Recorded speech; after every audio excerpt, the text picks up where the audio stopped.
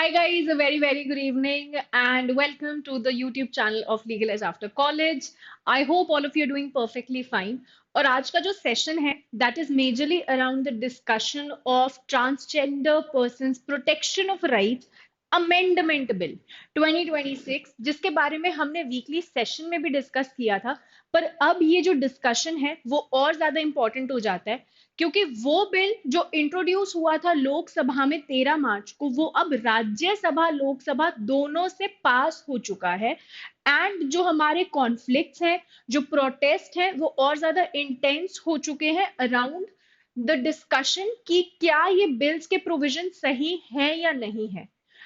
क्योंकि यहाँ पे जो पूरी लड़ाई है वो लड़ाई है अराउंड जुडिशरी का एक बहुत ही landmark decision NALSA versus union of India, you can see it on the screen, versus the legislature जो ये ट्रांसजेंडर बिल्स ले आई है। All that is left as of now is president का असेंट। तो ये बिल इंट्रोड्यूस किया था union minister of social justice and empowerment Virendra Kumar ने लोकसभा में 13 मार्च को, और 24 मार्च को ये लोकसभा से पास हो गया एंड 25 मार्च को ये राज्यसभा से भी पास हो गया।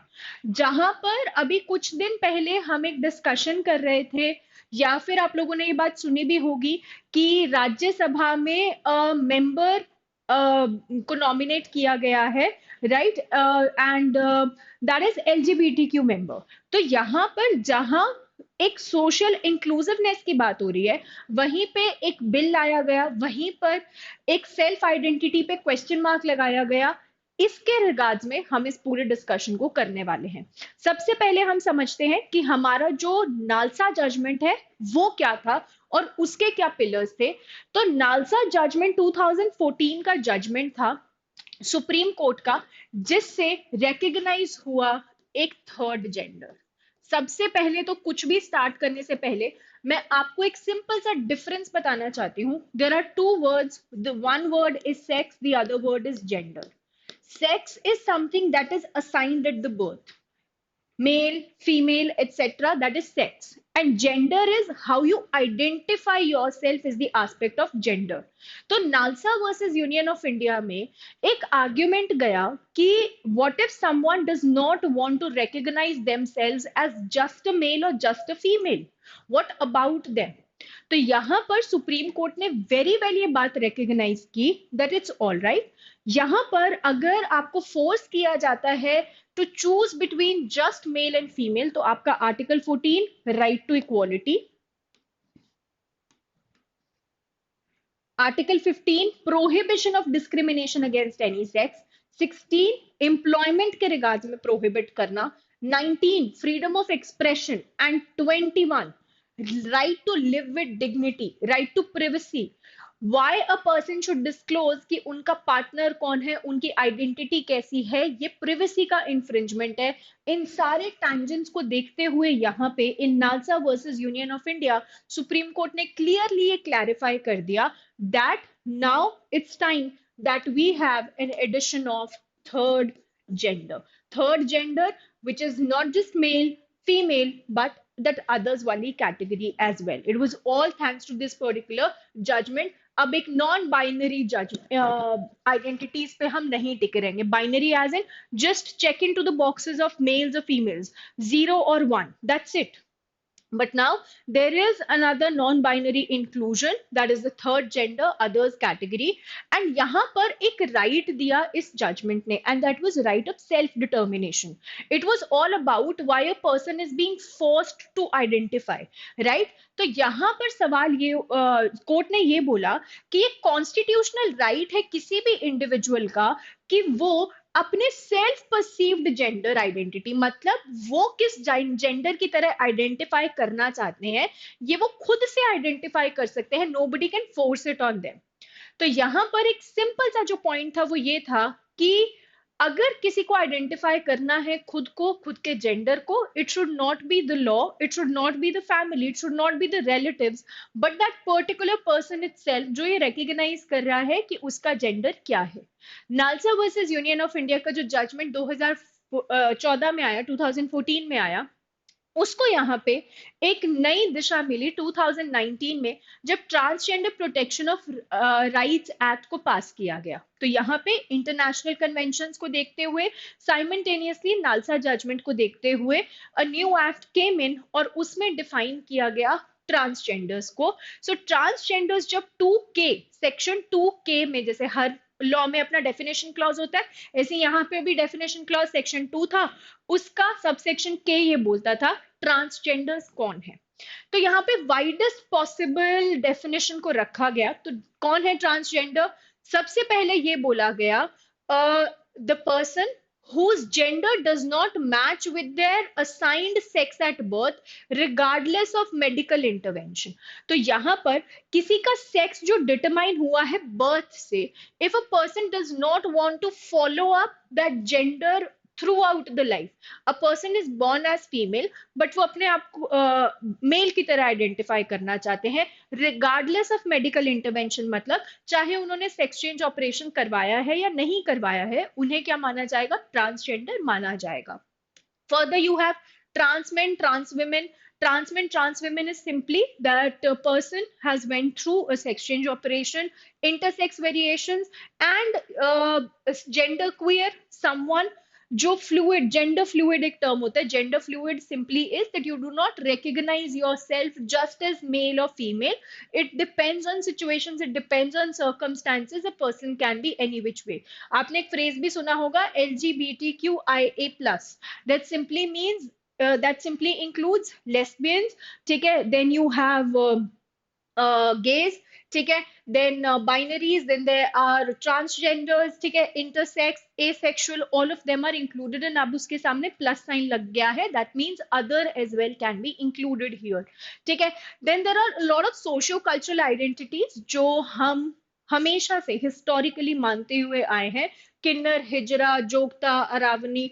तो ये नॉर्थ इंडिया, साउथ इंडिया के कुछ ऐसे सोशो कल्चरल आइडेंटिटीज हैं that have always been recognized during the historical periods। they were absolutely recognized and कुछ यहाँ पर benefits भी दिए जाते थे।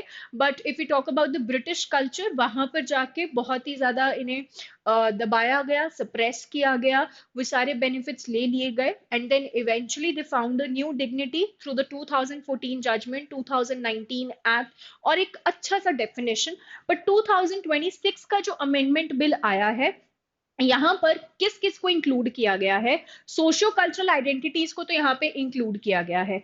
जिनका इंटरसेक्स वेरिएशंस है, इंटरसेक्स वेरिएशंस बेसिकली ये होता है कि जो भी क्रोमोसोम्स हैं, हॉर्मोन्स हैं, जो भी प्राइवेट पार्ट्स हैं, रिप्रोडक्टिव ऑर्गन्स हैं, वो बहुत ही सिमिलर नहीं है to the person's sex at birth, ठीक है। तो यहाँ पर अगर कोई भी वेरिएशंस है हल्के फुल्के in regards to the birth, तो ये होता है इंटरसेक्स वेरिएशंस, तो इसको भी इंक्लूड किया गया है। साइमल्टेनियसली अगर किन्हीं के कंजेनिटल बायोलॉजिकल वेरिएशंस है सेक्सुअल कैरेक्टरिस्टिक्स में, उन्हें इंक्लूड किया गया है। An important aspect here is कि अगर किसी को फोर्सफुली जेंडर कन्वर्ट करवाया गया है, ऑल्टर करवाया गया है, ठीक है, चाहे वो transgender identity through mutilation, castration, hormonal procedure, जबरदस्ती, किसी भी तरीके से, उन्हें भी यहाँ इंक्लूड किया गया है। पर यहाँ पर एक पॉइंट को ड्रॉप कर दिया गया, that is this major aspect, inclusive of individuals whose gender does not match with their assigned sex at birth। इस चीज को ड्रॉप कर दिया गया, तो डेफिनेशन को काफी ज्यादा नैरो कर दिया गया है इन दोस टर्म्स। यहां पर सिर्फ कुछ लोगों को क्लियरली डिफाइन कर दिया गया कि आप ही इंक्लूड हो सकते हैं। अब 2019 एक्ट की बात करें तो चैप्टर 3 हमें क्लियरली ये बताता है ऑफ दैट एक्ट कि किस तरीके से एक पर्सन आइडेंटिफाई कर सकता है खुद को एज अ ट्रांसजेंडर, ठीक है, अंडर द एक्ट। तो यहाँ पे दो तरीके थे। पहला तरीका, कोई एक इंडिविजुअल है, सेल्फ परसीव्ड आइडेंटिटी, जो डायरेक्ट किया था नालसा जजमेंट ने, उसी एस्पेक्ट को फॉलो करते हुए अ पर्सन में अप्लाई टू डिस्ट्रिक्ट मैजिस्ट्रेट। यहाँ पे उस पर्सन की चॉइस है कि वो डीएम को अप्लाई करना चाहते हैं या नहीं करना चाहते। अगर अप्लाई किया है तो यहाँ पर उन्हें ट्रांसजेंडर सर्टिफिकेट मिल जाएगा। ट्रांसजेंडर सर्टिफिकेट मिलने के बाद जो भी स्कीम्स बेनिफिट्स है वो अवेल कर सकते हैं। देन अनदर क्राइटेरिया वॉज कि आपको लीगल रिकग्निशन चाहिए, मे बी नेम बदलना है, ठीक है, कई बार आप लोगों ने सुना होगा the first name has been changed, पूरा नाम बदल दिया है, राइट। तो यहाँ पे person wants to legally recognise as male और फीमेल, ठीक है। तो यहाँ पे मैंडेटरी सेक्स रीअसाइनमेंट सर्जरी होगी। इस सर्जरी के बाद यहाँ पे मेडिकल सर्टिफिकेट रिक्वायर्ड है because the surgery has happened, ठीक है। इसका मेडिकल सर्टिफिकेट सबमिट होता है डिस्ट्रिक्ट मैजिस्ट्रेट को, और उस मेडिकल सर्टिफिकेट के बेसिस पे एक रिवाइज सर्टिफिकेट इशू होगा, और इस रिवाइज सर्टिफिकेट के बेसिस पे बर्थ सर्टिफिकेट में भी नाम यहाँ पे चेंज हो सकता है। तो यहाँ पे ऑन द बेसिस ऑफ कि सेक्स रीअसाइनमेंट सर्जरी जरूरी है या नहीं है, डिस्ट्रिक्ट मैजिस्ट्रेट को अप्लाई करके a certificate can be obtained. एक तरीके से it was a choice of that particular person how they want to proceed. पर यहाँ पे अगर हम 2026 बिल की बात करें which is the entire fiasco, यहाँ पर बहुत सारे आपको इंटरमीडिएरीज दिख रहे होंगे। किस तरीके से रास्ता यहाँ पे सिंपल सा था, आइडेंटिफाई किया, लीगल आईडी मिल गई, सॉर्टेड। बीच में एक्ट के थ्रू बस एक डिस्ट्रिक्ट मैजिस्ट्रेट को इंक्लूड किया गया, उनके सर्टिफिकेट की बात की गई, दैट्स इट। पर अब यहाँ पर क्या क्या ऐड किया गया, इंडिविजुअल ने अपनी आइडेंटिटी क्लेम की, अब आपको एक मेडिकल बोर्ड के पास जाना पड़ेगा। मेडिकल बोर्ड में एक चीफ मेडिकल ऑफिसर होंगे जो क्रोमोसोम्स को, आपकी बायोलॉजी को इवैल्यूएट करेंगे, मतलब पूरे टेस्ट्स होंगे, आपके फिजिकल टेस्ट्स होंगे, मेडिकल टेस्ट्स होंगे। उसके बाद प्रॉपर डिटेल्स, अगर कोई सर्जरी हुई है तो प्रॉपर डिटेल्स फर्निश करनी होंगी स्टेट को कि इसकी सर्जरी हुई है। अभी तक बस वो इंडिविजुअल फर्निश कर रहा था अपनी चॉइस पे डिस्ट्रिक्ट मैजिस्ट्रेट को, पर अब यहां पर किसी भी सेक्स रीअसाइनमेंट सर्जरी के लिए मेडिकल ऑफिसर्स पे भी रिस्पॉन्सिबिलिटी है that you will also have to inform कि ऐसी कोई सर्जरी हुई है, ठीक है। अब यहाँ पे इन दोनों इंस्टेंसेस में जहां पर एक पर्सन को खुद आइडेंटिटी वो करनी है या फिर सेक्स चेंज ऑपरेशन हुआ है, दोनों इंस्टेंसेस में मेडिकल बोर्ड की परमिशन के थ्रू आप अप्लाई करेंगे डिस्ट्रिक्ट मैजिस्ट्रेट को। और यहाँ पे डिस्ट्रिक्ट मैजिस्ट्रेट जो सर्टिफिकेट पहले सिर्फ उस एप्लीकेशन के बेसिस पे प्रोवाइड कर देते थे, अब वो प्रोवाइड करेंगे on the basis of medical recommendation और फिर अप्रूव करेंगे, और फिर आएगी एक state sanction legal ID.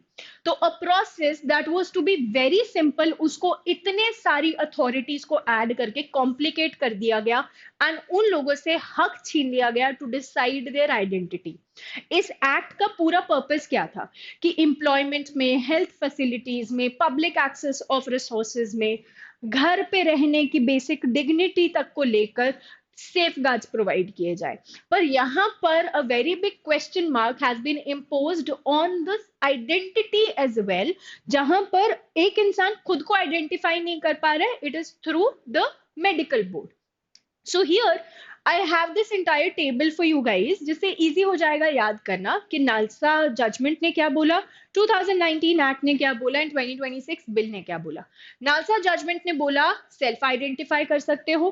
2019 act ने बोला ट्रांसजेंडर इज एनीवन जिसका gender at birth, sex at birth and later on gender match नहीं करता है। एंड 2026 ने बोला कि it's a completely biological aspect, it is just based on chromosomes, it is just based on hormones, ठीक है। And self perceived identity तो हटा ही दी कंप्लीटली। देन लीगल रिकग्निशन की बात करें तो बस एक सेल्फ डिक्लेरेशन जरूरी है that you identify yourself as LGBTQIA, that's it. पर यहां डिस्ट्रिक्ट मैजिस्ट्रेट का सर्टिफिकेट चाहिए था, a still simple process। और यहाँ पे तो डिस्ट्रिक्ट मैजिस्ट्रेट सर्टिफिकेट, वो भी medical recommendation, medical reports, medical test के बाद, so lot of complications again. Medical requirements, यहाँ पर it was unlawful to require surgery, surgery को बिल्कुल कंपलसरी नहीं किया गया था, it was choice of that particular person कि they want to go for sex reassignment surgery और नॉट। अगर मेल फीमेल आईडी की रिक्वायरमेंट थी तो यहाँ पर सर्जरी सिर्फ कुछ इंस्टेंसेस में कंपलसरी थी, हर इंस्टेंस में कंपलसरी नहीं थी। But here if you want to classify yourself, the medical surgery has been made very much compulsory, right? So that in itself is a की कंसर्न। तो अगर हम ओवरऑल देखें on the aspects of very narrow interpretation of the word transgenders. तो यहाँ पर अगर जो हमारा एक्चुअल पर्पस था इस पूरे एक्ट में प्रोटेक्शंस प्रोवाइड करना to the transgenders, to the third gender, तो ऐसे इंस्टेंस में एक नैरो इंटरप्रिटेशन देना वो अपने आप में क्या हो गया, गलत हो गया। ठीक है, तो यहाँ सेल्फ परसीव्ड आइडेंटिटी का एस्पेक्ट हटा दिया गया। Gender fluidity, as I told you that sometimes people do not recognise themselves just as male, just as female, it depends on time to time situation. वो पॉइंट भी यहाँ से completely हटा दिया गया, एलिमिनेट कर दिया गया, which is wrong. Bodily autonomy का यहाँ पे वायलेशन है, बिकॉज यहाँ पर मेडिकल बोर्ड का रिक्वायरमेंट वो अपने आप में काफी गलत होगा। फॉर एग्जाम्पल अगर आप देखें तो दिल्ली में जो प्रोटेस्ट हो रहे हैं, so lot of people are saying कि 2019 से पहले भी ये मेडिकल टेस्ट रिक्वायर्ड होते थे। तो वहां जिस तरीके से टेस्ट किए जाते थे वो ऑटोमेटिकली आपकी डिग्निटी पे इतना बड़ा हार्म लगाता था या स्टिग्मा लगाता था, जिसकी वजह से बहुत लोगों ने तो उन टेस्ट के डर से ही आइडेंटिफिकेशन की तरफ एक बिग नो कर दिया था। तो इन एस्पेक्ट्स को देखते हुए भी यहाँ पर this is a very big violation, article 21 का violation. I already told you कि 2014 के सुप्रीम कोर्ट जजमेंट से ये बहुत ज्यादा कॉन्फ्लिक्ट कर रहा है into that comparative table. And यहाँ पे ब्यूरोक्रेटिक हर्डल्स बहुत है, क्योंकि यहाँ पर क्या बोला गया, a person identifies, then you go to a medical board जिसमें है chief medical officer. Chief medical officer जो मेडिकल सर्टिफिकेट देंगे उसके साथ अप्लाई करना है डीएम को, डीएम फिर सब कुछ तसल्ली करके सर्टिफिकेट देंगे। तो इतने सारे आपने स्टेजेस लगा दिए, and bureaucracy in India is full of red tapism. तो ऐसे इंस्टेंसेस में अगेन आप किसी को अपनी आइडेंटिटी चूज करने के लिए इतना ज्यादा वेट क्यों करवा रहे हैं, इतने सारे प्रोसीजर्स क्यों करवा रहे हैं? Where the government has this one notion कि इस तरीके से वो जो बेनिफिशियरीज, जो एक्चुअल बेनिफिशियरीज हैं ऑफ द स्कीम्स ऑफ जो भी एस्पेक्ट स्टार्ट किए गए हैं सरकार के द्वारा, तो बहुत ज्यादा हेल्प करेंगे। बट क्या इसका रास्ता इस पूरी डेफिनेशन को नैरो करना था? क्या यहाँ पे जो सेल्फ परसीव्ड आइडेंटिटी का एक बेसिक राइट हमने थर्ड जेंडर को प्रोवाइड किया था, was the way only particularly that, और it could be something else as well, right? So this was all about your transgenders bill. Just one more step to go president's का assent, but let's see how the judiciary reacts to it. क्या यहाँ पे judiciary कोई proper step लेगी in this entire process? क्या यहाँ पे पास होने के बाद कोई petition file होगी? That absolutely needs to be seen. So it is going to be very hot topic for this entire 2026. किसी भी एग्जाम के लिए बहुत relevant होने वाला है। Now एलएलएम के लिए नया बैच आने वाला है वेरी सून, ठीक है, अप्रैल स्टार्ट होते कुछ दिन में आ जाएगा, ठीक है, somewhat on the mid of April. All you need to do is call 6363286363। और इसी इंटरेस्टिंग तरीके से हम क्लास में भी बहुत से डिस्कशंस करते रहते हैं, जो भी चल रहा है, पढ़ाई तो होती है पर साथ साथ हम ये डिस्कशंस भी करते हैं, बिकॉज बहुत इंपॉर्टेंट हो जाते हैं आपके ये सारे एस्पेक्ट्स। अब जैसे NALSA versus union of India, that judgement in itself would become very important, ठीक है। If you want to visit the features that we provide you, top rankers की साइट पे आप जाइए, law PG, in the law PG section, CLAT LLM section.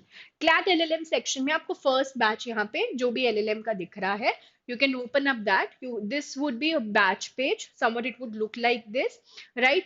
अब यहाँ पर आपको सारी डिटेल्स मिल जाएंगी, जैसे आपको दिख रहा होगा एक पर्सनलाइज मेंटरशिप प्रोग्राम प्रोवाइड किया जाता है, as in you can have a word with your faculties one on one कि आपकी क्या इंडिविजुअल दिक्कत है, आपका इंडिविजुअल स्कोर कहाँ पर स्टक है, सो दैट हम उसके अकॉर्डिंग स्ट्रैटेजाइज कर पाए, ठीक है। It is going to be a live class जिसमें आप लोग भी इंटरैक्ट कर सकते हैं। It is not just us who are talking, you can speak up, you can write your doubts, right? We can absolutely do that.